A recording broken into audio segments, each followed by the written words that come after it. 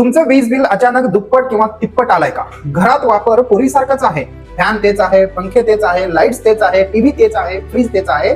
मग प्रश्न पडतो, माझा वीज मीटर जास्त वेगाने चालतोय की खरं कारण काही वेगळंच आहे?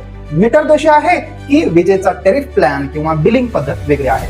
आजच्या व्हिडिओमध्ये आपण हे अगदी सोप्या भाषेत समजावून घेणार आहोत की आपला जो मीटर आहे, जो स्मार्ट मीटर आहे, तो स्मार्ट मीटर बिल जास्त कसा येतो किंवा पूर्वीपेक्षा आता बिल जास्त काय येतो. आज आपण समजून घेणार आहोत, जाणून घेणार आहोत की आपल्या वीज बिलामध्ये नेमके कोणते घटक असतात आणि बिल अचानक वाढण्यामागे मीटर, वीज वापर, स्लॅब रेट, फिक्स्ड चार्जेस किंवा इतर शुल्क यापैकी कोणाचा किती वाटा असतो आणि सर्वात महत्त्वाचं म्हणजे मीटर खरंच चुकीचं आहे की नाही हे आपण कसे तपासू शकतो. चला सुरू करूयात. व्हिडिओ शेवटपर्यंत बघा. सर्वात आधी समजावून घेऊया की वीज बिल म्हणजे फक्त युनिट गुणिले दर असं नाही. अनेकांना असं वाटतं की आपल्याला युनिट किती जळालंय त्याच्यामुळे 100 युनिट वीज वापरला तर त्याला किती युनिट आहे त्याच्याने गुणलं तर आपला बिल तयार होतो.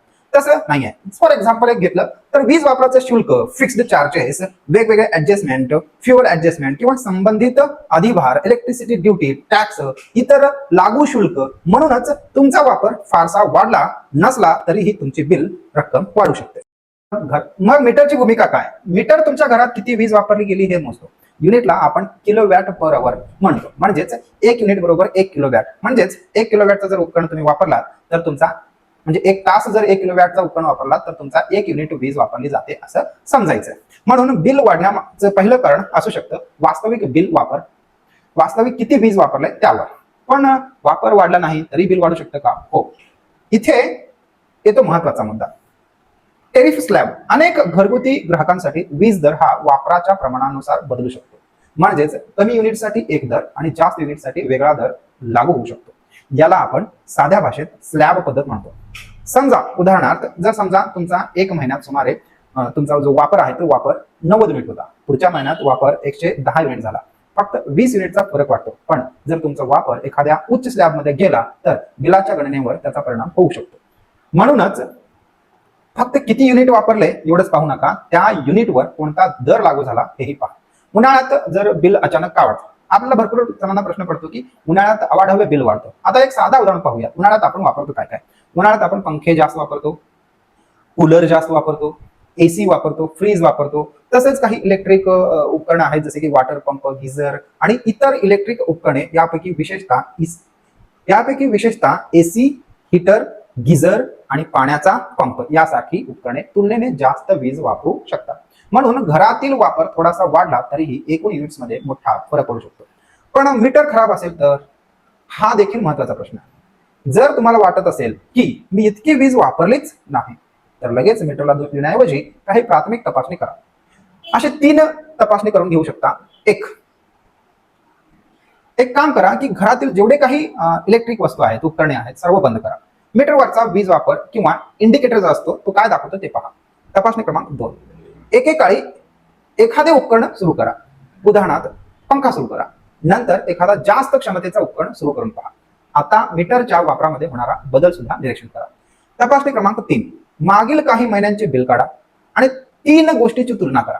1, युनिट्स बघा, बिलाची रक्कम बघा, तसंच बिलिंगची कालावधी सुद्धा बघा. सर्वात मोठी चूक असा होतो फक्त बिलाची रक्कम पाहणे. समजा जून मध्ये तुमचं बिल 1500 रुपये आलं, ऑगस्ट मध्ये 2500 आलं. मग तुम्ही म्हणाल मीटरने जास्त युनिट दाखवले असतील. पण थांबा, आधी हे पहा जुलैमध्ये किती युनिट, ऑगस्ट मध्ये किती युनिट, बिल किती दिवसाचं आहे, मीटर रिडिंग ऍक्च्युअल आहे की इस्टिमेटेड आहे आणि कोणते अतिरिक्त शुल्क लागू झाले आहे. ऍक्च्युअल रिडिंग आणि इस्टिमेटेड रिडिंग जरा बघून घेऊयात. आता हे ऍक्च्युअल रिडिंग काय आहे? ऍक्च्युअल रिडिंग म्हणजे काय? कधी कधी बिलावरील जे मीटर रिडिंग असताना प्रत्यक्ष घेतलेले असू शकते, तर काही परिस्थितीत बिलिंग अंदाजावर आधारित असू शकते, म्हणजे तिथं प्रत्यक्षात बिलाचा अंदाज घेत नाही.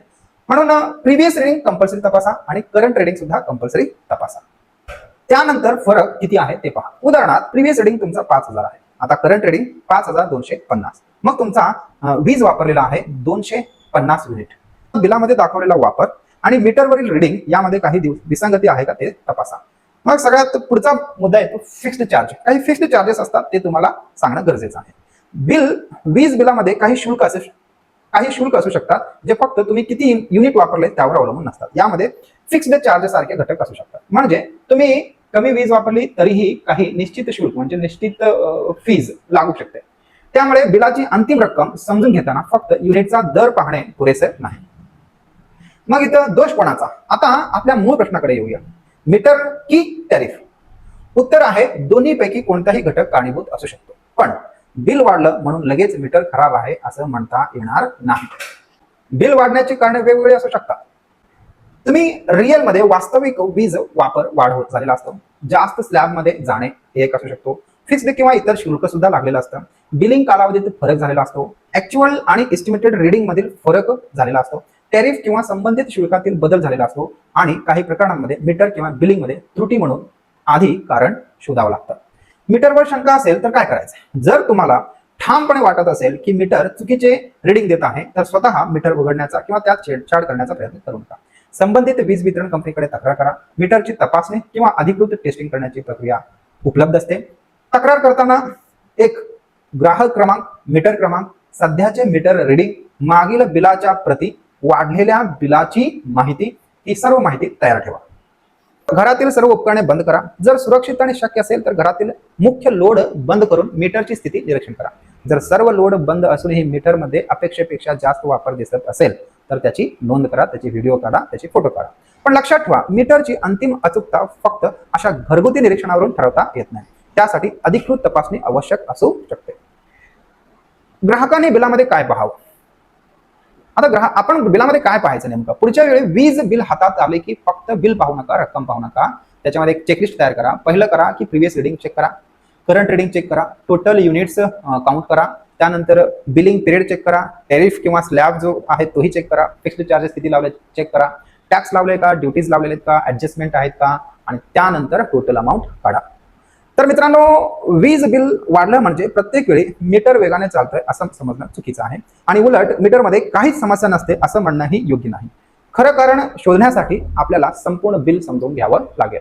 युनिट्स किती, त्याचा दर किती, ते कोणत्या स्लॅबमध्ये आला, किंवा त्यावर कोणते चार्जेस लागलेले आहेत का, जसे की फिक्स्ड चार्ज, इतर शुल्क, टॅक्स आणि मीटर रिडिंग बरोबर आहे का, या सर्व गोष्टी तपासूनच निष्कर्ष काढावा लागेल. तुमचं वीज बिल ही अचानक वाढलं आहे का, तुमच्या बिलांमध्ये मीटरचा दोष आहे की टॅरिफमुळे बिल वाढत आहे, हे समजून घ्यायचं असेल तर तुमच्या बिलाची वैयक्तिक माहिती लपवून त्याचा फोटो कमेंटमध्ये किंवा व्हिडिओमध्ये शेअर करा. या विषयावर आपण पुढच्या व्हिडिओमध्ये एका वास्तविक वीज बिलाचं स्टेप बाय स्टेप अनालिसिस करून पाहू. व्हिडिओ माहितीपूर्ण वाटला असेल तर लाईक करा, शेअर करा आणि चॅनलला सबस्क्राईब करायला विसरू नका. जय हिंद, जय महाराष्ट्र.